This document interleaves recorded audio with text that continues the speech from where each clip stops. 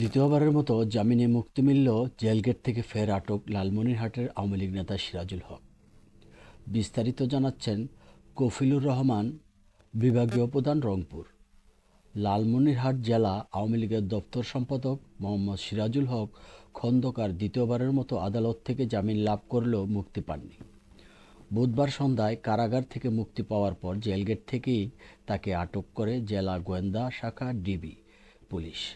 পরে তাকে ডিবি কার্যালয়ে নিয়ে যাওয়া হয়। স্থানীয় সূত্র ও আইনশৃঙ্খলা বাহিনীর সূত্রে জানা যায়, 2025 সালে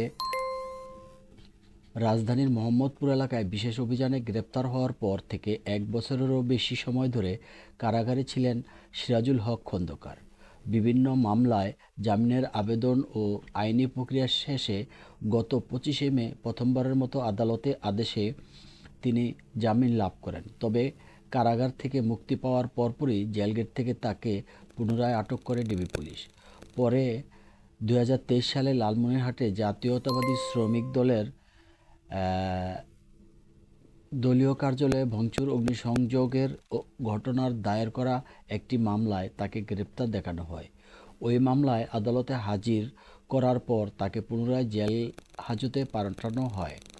সর্বশেষ বুধবার সন্ধ্যায় আবারও আদালত থেকে জামিন লাভ করে কারাগার থেকে মুক্তি পান সিরাজুল হক খন্দকার। কিন্তু এবারও জেলগেট থেকে তাকে আটক করে ডিবি কার্যালয়ে নিয়ে যাওয়া হয়। ফলে দ্বিতীয়বারের মতো জামিন পাওয়ার পরও তার মুক্তি মেলেনি। তবে এবার কোনো মামলায় তাকে গ্রেপ্তার দেখানো হয়েছে সে বিষয়ে পুলিশ আনুষ্ঠানিকভাবে কোনো তথ্য জানায়নি।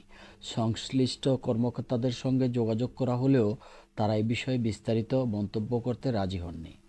এদিকে পরপর দুইবার জামিন লাভের পরও জেলগেট থেকে পুনরায় আটকের ঘটনায় রাজনৈতিক অঙ্গন ও স্থানীয় মহলে ব্যাপক আলোচনা সমালোচনার সৃষ্টি হয়েছে। মামলার পরবর্তী আইনি কার্যক্রম শেষে তার বিরুদ্ধে নতুন কোনো মামলায় গ্রেপ্তার দেখানো হয়েছে কিনা সে বিষয়ে আনুষ্ঠানিক তথ্য